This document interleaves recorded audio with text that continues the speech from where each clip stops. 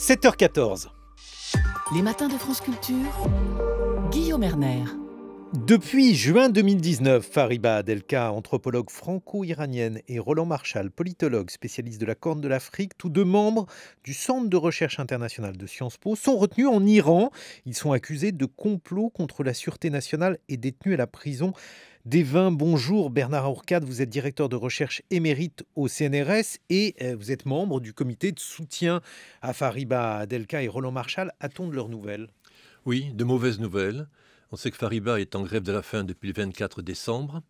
Elle a du mal maintenant à se lever. Elle parle difficilement, même si la tête va encore bien. Et son procès, s'il a lieu, devrait avoir lieu dans un mois. Je ne suis pas sûr qu'elle soit encore de ce monde dans un mois. On se fait vraiment du souci. Est-ce qu'on a des contacts avec eux ? Est-ce que l'État français explique quelle est sa stratégie pour essayer de libérer ces deux personnes ? Il y a un problème pour Fariba, c'est que les Iraniens ne reconnaissant pas la double nationalité, le consul de France ne peut pas aller la voir. Cela dit, par sa famille, par son avocat, il a pu avoir des contacts, et d'autant plus qu'elle est dans une prison ordinaire, donc elle peut 2 fois par semaine téléphoner à l'extérieur. Pour Roland Marchal, les visites consulaires sont régulières, et donc, c'est-à-dire 1 fois par mois.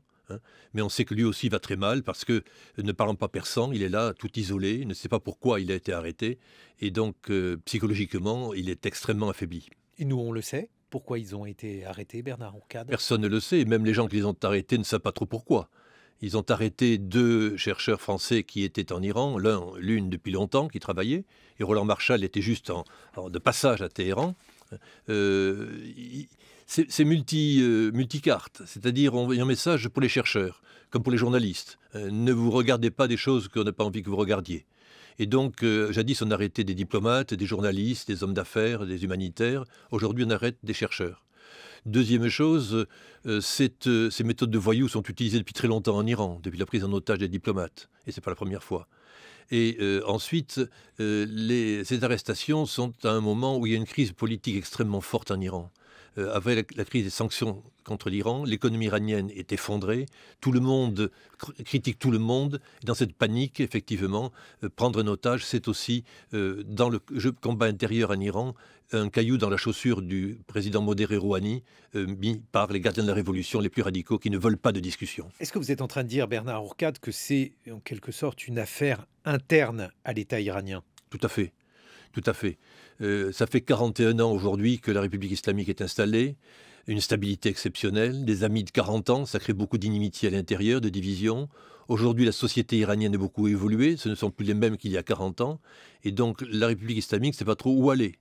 Les dynamiques politiques qu'il y avait au début n'existent plus, il n'y a plus de débat politique, c'est une seule ligne qui est maintenue, et donc l'avenir du système est très remis en cause. Et donc aujourd'hui, chacun bagarre, d'autant plus que la décision américaine de déchirer l'accord sur le nucléaire fait que ça a donné la porte ouverte à tous les radicaux, alors que si l'économie iranienne était redéveloppée, si les grandes entreprises étaient reparties en Iran, il y aurait eu un changement social et politique, non pas immédiat, mais à terme, qui aurait donné la parole aux modérés et non pas aux radicaux. Et aujourd'hui, les radicaux ont la parole. Mais c'est a priori très risqué de retenir 2 ressortissants français, même s'il y a une binationale parmi ces 2 personnes. L'État iranien, ou en tout cas une partie de cet État, risque d'avoir des soucis diplomatiques avec la France, Bernard Aourcade. Oui, mais il y a des dossiers extrêmement importants. Le dossier sur le nucléaire est extrêmement important.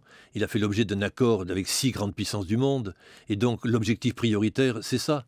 Et donc, notre question qui se pose, c'est pour ça qu'on est discret un petit peu, c'est par rapport au nucléaire, que pèsent Fariba et Roland ? Ils pèsent peu de choses, peut-être.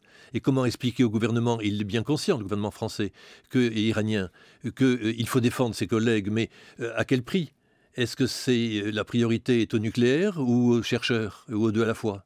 Alors, dans ce cas-là, ce sont des otages. Ils sont en otage, c'était incontestablement. Des otages qui peuvent servir à n'importe quoi, à des échanges, à de l'argent. Il y aura un procès dans quelque temps, qui permettra, ils seront condamnés à des dizaines d'années de prison, peu importe le nombre. Et pour quel motif ?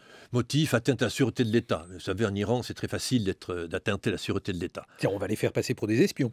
Oui, pour des espions ou pour des agitateurs étrangers, etc. Une paranoïa en Iran qui est développée par l'assassinat récent du général iranien Soleimani, montrant que le monde entier est contre l'Iran. Bon, cette paranoïa existe et nos collègues sont prisonniers de cette paranoïa. Donc, comment avancer? On n'en sait rien. Ce n'est pas nous, chercheurs, ou nous autres sur France Culture ce matin, qui allons libérer le collègue. C'est le gouvernement français qui le fera. Non, mais par contre, on peut déjà alerter l'opinion publique, c'est d'ailleurs pour ça que je vous ai invité, Tout à fait. Bernard Hourcade, sur le sort de ces deux personnes. Est-ce qu'il y a d'ailleurs d'autres ressortissants étrangers qui sont détenus de cette manière-là, en tant qu'otages, parce qu'il faut appeler un chat en Iran? Oui, absolument. On estime qu'il y a une quinzaine d'universitaires qui sont ainsi arrêtés, souvent des étrangers ou des binationaux. C'est une nouvelle mode en Iran. Ce n'est pas nouveau. Des chercheurs ont été massacrés en Égypte. Il y a eu aux Émirats arabes unis aussi des chercheurs arrêtés. Nous sommes une catégorie qui étions un peu privilégiée jusqu'à maintenant. On passait à travers les mailles du filet. Quand on travaille dans des pays un peu spéciaux, les journalistes étaient les premières victimes en général des prises d'otages. Maintenant, c'est les chercheurs.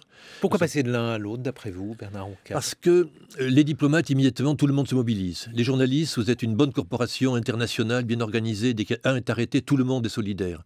Côté universitaire, nous sommes beaucoup plus mal organisés, dispersés, divisés.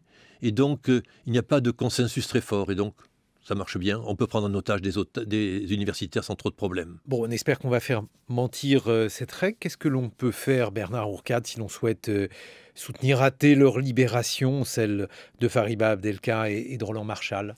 D'abord en parler, comme nous le faisons ce matin. On l'a fait hier avec un rassemblement sur le parvis des droits de l'homme au Trocadéro à Paris, avec une danse, un danseur sénégalais qui était là pour exprimer la liberté de mouvement. Il faut en parler, ne pas trop médiatiser non plus, il ne faut pas en faire une affaire d'État trop importante, ça leur donnerait trop d'importance, mais il faut pouvoir faire pression avec discrétion sur notre gouvernement et les autres.